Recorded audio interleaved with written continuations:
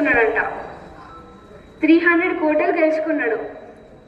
మరి శివాజీని ఎప్పుడైతే రాజుగా ఇట్లా ప్రకటిద్దాం అనుకున్నారో అప్పుడు జంజం వేసి ఒక పూజ చేయాలి, అంటే యాగం చేయాలి. అది ముందు క్షత్రియులకు మాత్రమే చేసేవాళ్ళు.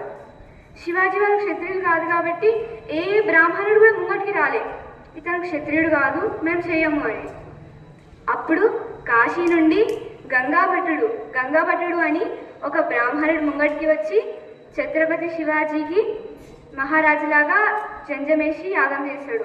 అందరూ అంటారంట, నేను ఎందుకు చేసినావు అట్లా, అతనికి చేయొద్దు కదా అని. అప్పుడు అతను ఇట్లా సమాధానం ఇస్తాడు, క్షత్రియులు అంటే ఎవరు కత్తి అయితే భరతమాత కోసం నిలబడుతుందో వారే క్షత్రియులు. మళ్ళీ ఎవరైతే తల్లి బాధను దూరం చేస్తారో వాళ్ళే నిజమైన క్షత్రియులు.